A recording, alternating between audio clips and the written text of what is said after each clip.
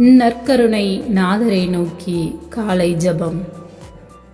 நம்மை பெயர் சொல்லி அழைத்தவரும் முற்றிலும் அறிந்தவருமான நல்லாயனே எம் இறைவா, நற்கருணையில் வாழ்கின்ற இயேசுவே, இந்த உலகத்தை ஜெயிக்க துணை நிற்கின்ற துணையாளராகிய தூய ஆவியானவரே, உமது உடனிருப்பதற்காக, வழி நடத்தலுக்காக, கற்றுக் கொடுப்பதற்காக ஞான கொடைகளால் நிரப்பி உமது அன்பின் பிரசன்னத்தில் கிருபையின் நிழலாக எங்களோடு பயணிக்கும் உமது இரக்கங்களுக்காக, அருளுக்காக நன்றி செலுத்துகின்றோம்.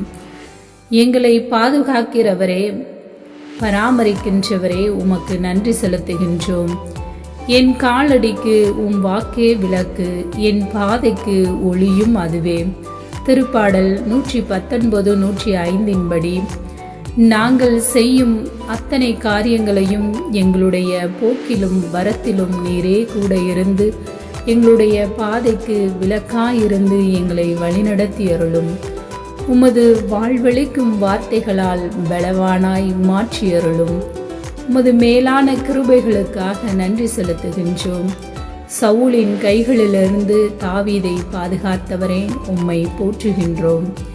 இன்று இருக்கும் பல்வேறு விதமான பாவ சூழல்களிலிருந்தும் கொடிய வாதைகளிலிருந்தும் உலகப்பரமான ஆடம்பரம், பேராசை, உடல் இச்சைகளின் காரணமாக இருக்கக்கூடிய பல்வேறு பாவங்களிலிருந்தும் எங்களை மீட்டு பாதுகாத்தருளும். இன்றைக்கும் எங்களை விழுந்த வகை பார்க்கும் சாத்தானின் மேல் ஆளுகையும் அதிகாரமும் தந்தவரே, உம்மை போற்றுகின்றோம். தாவீது பாடியது போல உண்மையாகவே உமது அருளும் பேரன்பும் காத்து வருவதற்காக நன்றி செலுத்துகின்றோம். நற்செய்தியில் உபச்சாரத்தில் கையும் மெய்யுமாக பிடிப்பட்டவர்களில் பெண்ணை பார்த்து இயேசுவின் தீர்ப்புக்கு கொண்டு வருவதை பார்க்கிறோம். யூத சட்டத்திற்கும் ரோமை அதிகாரத்திற்கும் இடையே இயேசுவை குற்றவாளியாக்க முயற்சி. உணர்வுகளை எல்லாம், மனித உணர்வுகளை எல்லாம் அறிந்த வித்தகர் இயேசு ஒருவரே. பாவங்கள் இல்லாதவர் தீர்ப்பை நிறைவேற்றட்டும் என்று சொன்னதையும், இயேசுவின் வார்த்தையினால் தாங்களே தங்களை தீர்ப்பிட்டு திரும்புவதையும் காண்கிறோம். இன்றைய நாளிலும் பல்வேறு குடும்பங்களில் நீ பெரியவனா, நான் பெரியவனா என்று பணம், செல்வம், சொத்து, கௌரவம் என்ற போதையில் ஒருவரை ஒருவர் தீர்ப்பிட்டு பல சண்டை சச்சரவுகளில் சிக்கி ஒருவரையும் தீர்ப்பிடாமல் நீதியின் தேவனாகிய ஆண்டவர் எல்லாம் பார்த்து கொள்வார் என்ற நிலையில் வாழும் வரம் தாரும். தவறிய நேரங்களுக்காக மனம் வருந்துகிறோம். இயேசுவே, தரையில் அல்ல, உம் கை விரல்களால் எங்கள் உள்ளங்களில் எழுதுங்கள்.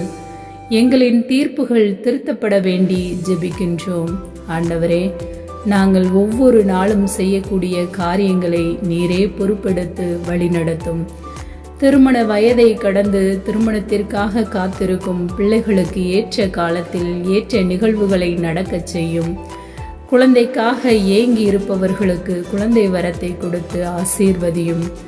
படித்து முடித்து வேலைக்காக காத்திருப்பவர்களுக்கு நல்லதொரு வேலையை கொடுத்து ஆசீர்வதியும்.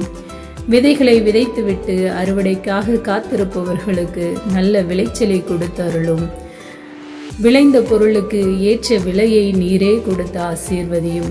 கொடிய வாதைகளில் பாதிக்கப்பட்டு துன்புறுவோர் ஒவ்வொருவரையும் நீரே உம் கையில் எடுத்து உம்முடைய திரு இரத்தத்தால் அவர்களுக்கு தேவையான நலனை கொடுத்து ஆசீர்வதியும்.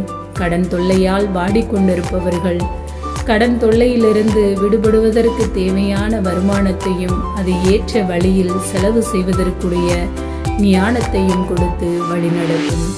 தேர்வு எழுதுகின்ற மாணவர்களுக்கு நல்ல ஞானத்தை கொடும்.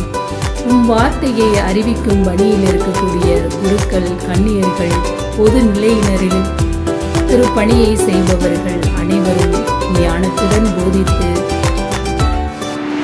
உம் பாதையில் மக்களை திருப்புவதற்கு தேவையான ஞானத்தையும் நல்ல உடல் உள்ள ஆன்ம நலனையும் கொடுத்து ஆசீர்வதியும். நாங்கள் எப்பொழுதும் உம்முடைய பாதையில் நடந்து உம்மேல் நம்பிக்கை உடையவர்களாக வாழ வேண்டியும், நம்பிக்கை அறிக்கையில் உலகம் முடியும் காலத்தில் நடுவராய் திரும்பவும் வந்திடுவார் என்று பாடுவதோடு நிறுத்திவிடாமல் அதன்படி வாழ்வாக்கி நடுவராய் உம்மை எதிர்பார்த்து வாழ்ந்திருக்க வேண்டி உமது கரத்தில் தாழ்த்தி தந்து ஜெபிக்கின்றோம்.